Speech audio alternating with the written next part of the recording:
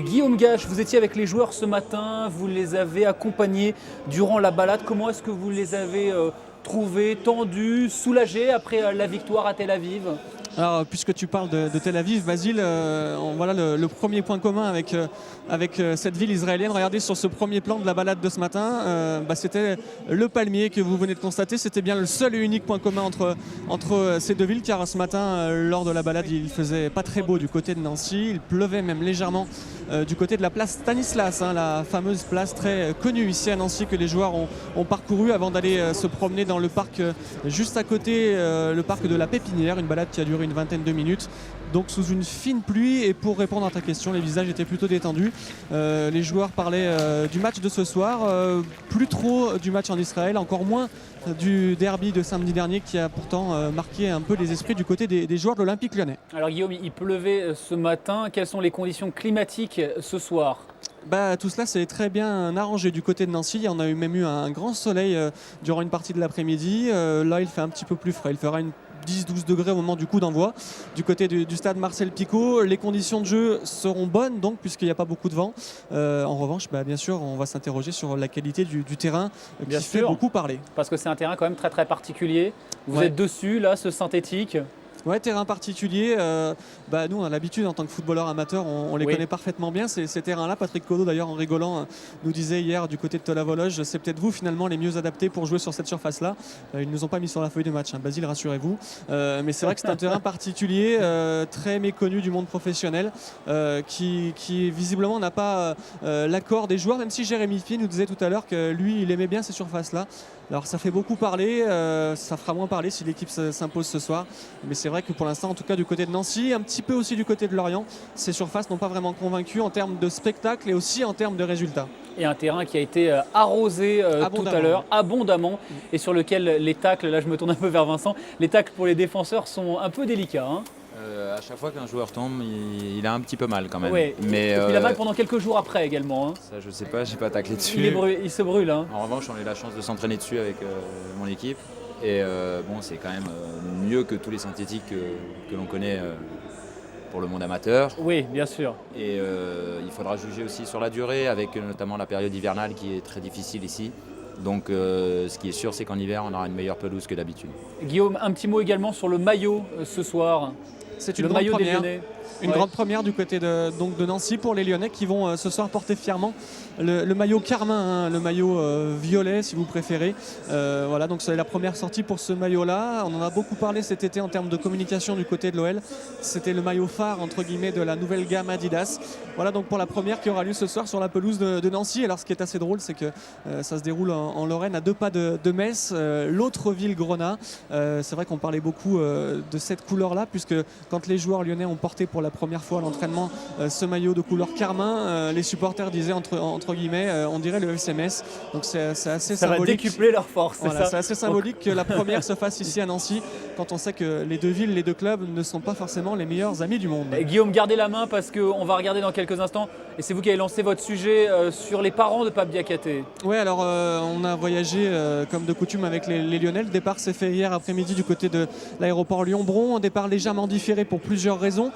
Quelques petits soucis techniques au niveau de l'avion, d'énormes embouteillages sur le périphérique lyonnais. Du coup, on est parti une bonne heure en retard du côté donc, de l'aéroport Lyon-Bron.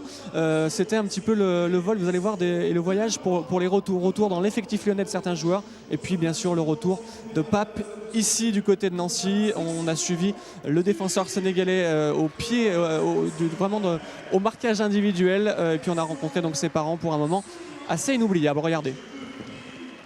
Ce déplacement à Nancy est celui des retours. Retour dans le groupe pour Chris, Lissandro et Makoun. Retour aussi pour Pape Diakhaté qui, 3 ans après son départ, revient pour la première fois à Nancy, sa ville, son club. Ça va me faire bizarre parce que j'ai passé quand même 9 ans et demi. C'est là que je suis devenu un vrai joueur de foot. C'est là aussi que je suis devenu homme. En ayant rencontré ma femme, en ayant mon premier enfant ici. La deuxième aussi est venue naître ici. Donc oui, ici ça a été l'étape la plus importante de ma carrière, je peux dire. Pape s'est donc construit à Nancy dès l'âge de 15 ans et quand on débarque si jeune en Lorraine en provenance du Sénégal, le choc est forcément important, mais à l'époque, Pape a la chance de rencontrer monsieur et madame Trousselard qui lui tendent les bras.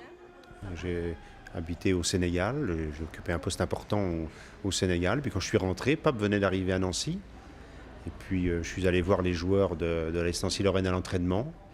Il était là parmi 12 autres Africains et 6 autres Sénégalais. Puis j'ai dit, ma maison, dans cette terre de Lorraine, il y a une petite terre africaine qui est pour vous. Et on les a reçus tous à la maison. Et Pape était de ceux-là. Quand on débarque en Lorraine à 15 ans, qu'on a quitté sa famille et qu'on ne connaît personne, je pense que c'était très important qu'il trouve une famille qui pouvait éventuellement donc, le conseiller, lui recueillir ses joies, ses peines quand il en avait. Et je pense que finalement, on a pu faire ce genre de choses avec lui. C'est mes parents. Au fait, les gens, quand je dis mes parents, me disent mais c'est tes vrais parents, mais moi, je les ai vraiment prises comme de vrais parents parce qu'ils ont été là quand ça n'allait pas. Ils m'ont beaucoup apporté aussi au niveau échange avec les autres personnes, à bien m'exprimer.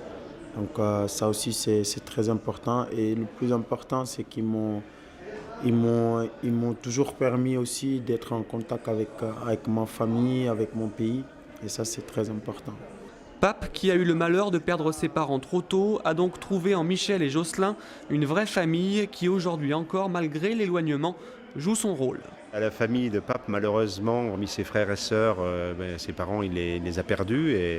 Et donc ces deux jeunes enfants, Sarah et Yanis, nous appellent Papy-Mamie. Nous le sommes déjà par deux autres fils. Et c'est émouvant de voir que peut-être aussi, avec notre modeste influence, peuvent se construire aussi. C'est vraiment une merveilleuse histoire d'amour. Pendant qu'on regardait ce sujet, Vincent, vous me disiez c'est un mec important dans un groupe en plus, Pape Diakhaté, c'est ça? Oui, c'est un vrai leader, hein. Il est charismatique et sur le terrain, il maîtrise le poste en plus et on sent tout de suite qu'il dégage quelque chose, de l'autorité, voilà. Naturellement. Il a été formé ici, quelle image est-ce qu'il a laissé à Nancy? Très bonne image, tous les supporters l'apprécient beaucoup. Donc il devrait recevoir normalement un bel accueil. On voit il a été formé, c'est ici qu'il a... Avec vous nous le disiez tout à l'heure, c'était quel match, vous en souvenez ou non? Je ne me rappelle plus du match, mais c'était avec Francis Meriki comme entraîneur. D'accord. Voilà, à Nancy en Ligue 2. D'accord, et après il a connu la Ligue 1, Ouais. Ensuite il est parti au Dynamo Kiev, Voilà.